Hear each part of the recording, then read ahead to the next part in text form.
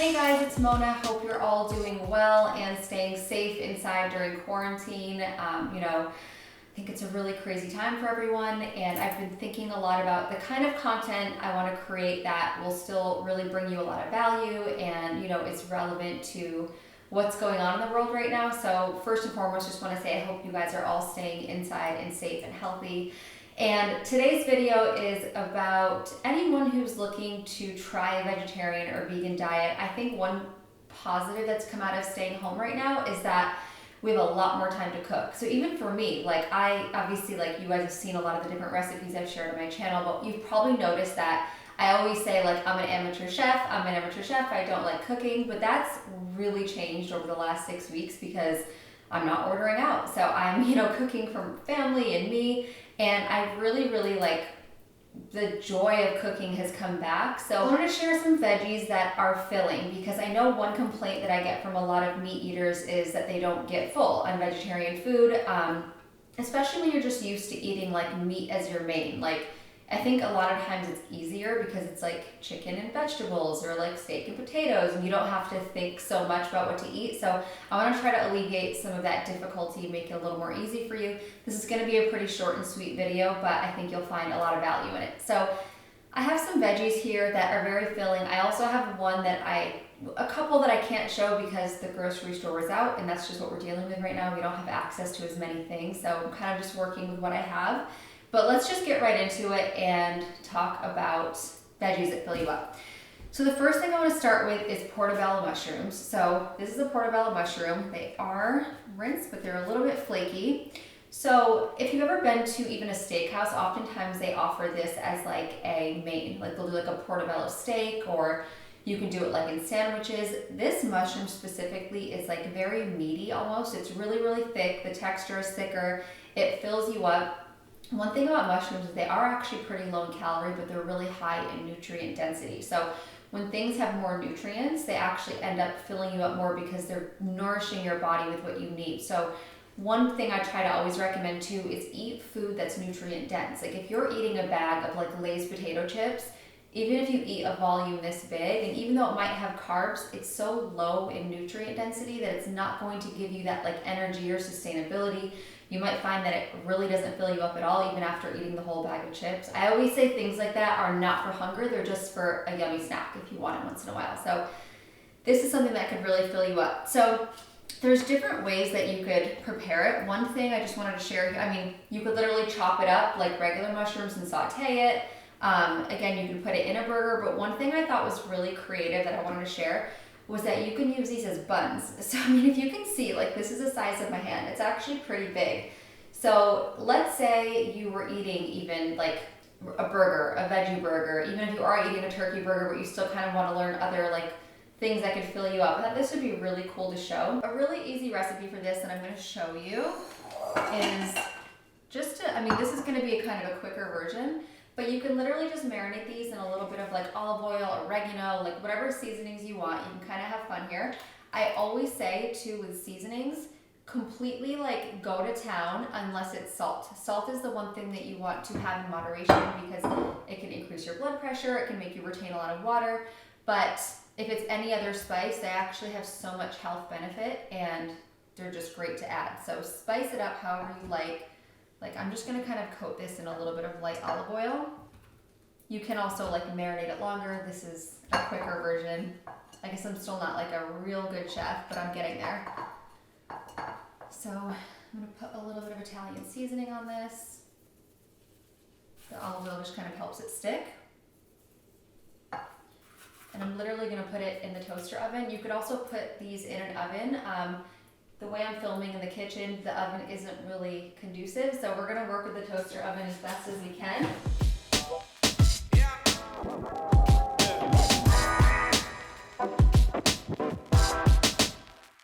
So while that's kind of toasting, I'm going to go on to the next veggie here.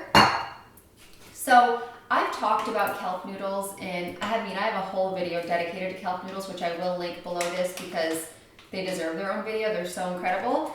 But one thing I wanted to share about kelp noodles, I said this in the last video too, they are extremely low in calories. So even when I say like you could eat this entire thing and it feels like, you know, like you're literally eating a bowl of glass noodles, I'm really big on making sure that all my meals have intention and that I'm really getting enough nutrient density out of my meals. So I always say pair kelp noodles with a heavier sauce, but if you're in the mood to have them with like a tomato sauce, your meal's literally gonna be like 30 calories, which isn't enough. So there's a little trick you can do where you can actually mix it in with pasta. So this is just like a regular spaghetti that I already have prepared here. And you can take the kelp noodles, kind of mix them in. I would recommend like an angel hair pasta or something thinner so it kind of mixes well together. Then it makes you feel like you're eating way more pasta. You're still getting the nutrient density. I always choose like a chickpea pasta or any kind of like protein-filled pasta. Even if you don't like the texture of chickpea, brown rice pasta is great. But just kind of doing that and tricking your mind into thinking you're eating a huge bowl of spaghetti really does wonders, and you're just still getting the benefit of kelp. So this is a really cool trick. I do that with pasta too with veggies. Like if I ever make a big pasta dish, it's like at least half or more like broccoli, spinach, kale, zucchini, and then it still just kind of gives you that satisfaction of eating a big bowl of pasta. So I'm just gonna rinse these kelp noodles really quick and then show you how to mix this. So if you'll remember, for kelp noodles, you have to put the juice of 1 lemon and then a little bit of baking soda, and that will completely soften them up, like literally in your hands, before your eyes. It's actually quite magical. And for the longest time, I would always order kelp noodles out at like vegan restaurants in LA, but every time I tried to make them myself, it like wouldn't get soft. And every recipe that I looked up always just said to add lemon juice. But now I figured out that you add baking soda, and that is literally the secret. One of my friends actually last night texted me that she made them for her kids and her husband's like obsessed and requesting them every night now. And she just made them literally with like a stir fry, like low sodium tamari, some veggies, which I even told her like that's too light of a meal. Maybe if you ate a lot during the day, but okay, so these are literally softening up. Don't mind the mess here. It's definitely interesting filming videos on my own. You know, when you're like really batching a lot of content or trying to film, it's nice to like have someone kind of help you in between and do. So we're not going to be as aesthetic, but it's okay. All right, now these are soft. So let's say I just mix them in here, and then I mix in some pasta. Please don't mind my hands, they're clean. And then you would literally just like mix these together. You could add a tomato sauce. I often just like pasta with like nutritional yeast and olive oil. That's a personal favorite of mine. Let's see.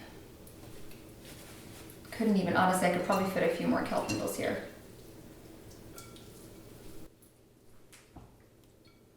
So I'm really big on olive oil on pasta. When I was younger, I hated tomato sauce. I don't know why now I like it, but I would always do like spaghetti and butter. That was like the one thing I would eat all the time. And now I don't eat dairy, so it's kind of switched over to sometimes I'll just do pasta and a little bit of olive oil. So I would just put a little on here and a little seasoning. And for me, it would be good to go, but you could do this any way you want. Just gonna take a little bite.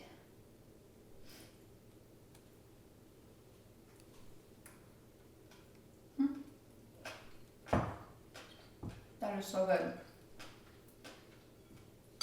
And they just like mix together nicely. You can tell, obviously, the difference in texture. Another thing you can do, which I didn't have for this video, was like zucchini noodles. So whether you buy your own little spiralizer by yourself, or you could even use a peeler to shred them, you could mix in zucchini noodles or any veggie noodle with pasta and have that kind of be like your filling dish. So another thing with going veggie or vegan is if you're really trying to learn or make the transition, I really suggest adding before subtracting, because the more you get comfortable with vegetables and seeing which ones you like and understanding like how they make you feel or which ones fill you up, it'll be so much easier than just going cold turkey and having no idea what to eat. So the next thing I want to talk about is eggplant. So eggplant is one of my favorite veggies. I love it. I'm always like adding it to different things. There's one Persian stew that's my absolute favorite. That's really like an eggplant based dish. One thing I really like about it is that it's really, really filling, and it has different textures. So If you leave the peel on, it's gonna be like a little tougher. If you take the peel off, it'll be a little softer. If you cook it longer, it'll get a little bit softer. So you can kind of play around with different textures here and however you like it. One thing that I did recently that I like wrote down in my little iPhone notes to share in this video was we grilled outside and we just kind of cut the eggplant like this and like grilled it with a little bit of like oil and spices. We had a bunch left over, and then the next day I was making this like amazing veggie sandwich, and I took the leftovers. I'm like very big on not wasting any food right now. Like any produce I literally am so grateful for, which I think is a nice like gratitude to have too. It's just like be appreciative of our food. But I took it and I put these into a sandwich, and it was the most delicious thing. It filled you up so much. So instead of just doing like lettuce, you know, some people put like mayonnaise, coleslaw, they don't really know what to put on a veggie sandwich. I did like eggplant, I put on a little bit of veganese, I did cucumbers, this is done, cucumber, tomato, avocado, and it was the most delicious sandwich. So however you want to eat eggplant, look up recipes, it's super, super filling. I'll let that sit one more second. One thing to note about eggplant too, it's interesting because most of the nutrients come in the peel, but if you don't like the peel, obviously you're not going to eat it, so that's where a lot of the antioxidants fall. But it's kind of just like a nice water-filled, filling veggie. Like it doesn't have to be the most like amazing for you nutrient-wise, meaning like it's still good for you, but it's not like it has the same amount of antioxidants I'd say it's like broccoli or like other vegetables you're eating, but sometimes that's okay. Simply eating a vegetable in place of like processed deli meat or something, like you have to think about it that way, and like you're still doing so much better for your body there. It's actually also been shown to lower blood pressure, so if you know anyone in your family wants to switch over to like a lower meat heavy diet and they want to try this, that's one benefit you can get out of eggplant too. So now let's see, since I don't have a mitt, I'm just going to use this paper towel and see how this is doing. Okay. You guys, that was actually so easy. It's like warm, a little bit crispy. I'm just gonna take a little bite to make sure the texture is okay. Oh my gosh, this is so delicious. You saw how easy this was to make. I literally put it in toaster oven. You can also bake this in the oven. That literally took like 10 minutes, and it's incredible, and it tastes so good. It has amazing flavor. So definitely try with portobello mushroom. One thing I want to point out about mushrooms is they're actually better for you cooked than raw. So there's some studies that show that there's one compound or element in mushrooms that may be carcinogenic or may be toxic, but when you cook it, this like compound is deactivated.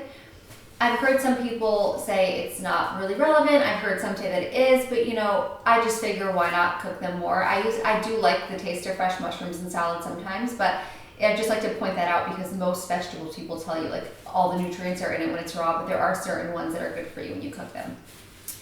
And the last thing I wanted to mention that I also haven't been able to get all of quarantine, which I'm dying for, I can't wait to get, is spaghetti squash. This is such a filling, amazing vegetable. It's so easy to make. I'll pop up a photo of spaghetti squash here, but it's basically about this big. What I do is, as it is whole, I put it in the oven for maybe like 10-15 minutes in a casserole dish with very low water. As soon as it gets a little soft, and then I cut it in half the long way. You could just cut it in half, but it's really, really hard to get through because it's like really hard outside, so I find this makes it easier. Slice it in half the long way, try to get as many of the seeds out as you can. Then put water about an inch full, like this full, just so it's like covering all of it. Put them face down in the casserole dish, stick it in the oven for about 25 minutes, 30 minutes, kind of check. You can Google different recipes for it.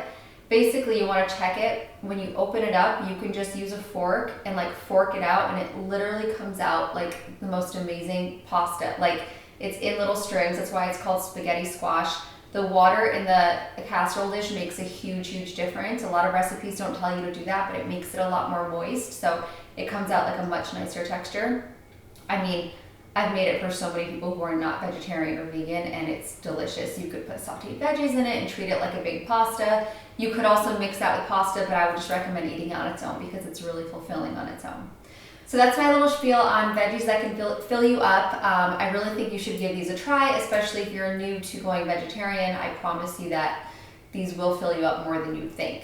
So let me know if you have any questions on these. I know I couldn't really show the exact recipes, but if you have any specific questions, let me know in the comments and I'll get to them. Please like, comment, and subscribe, and I'll see you next time.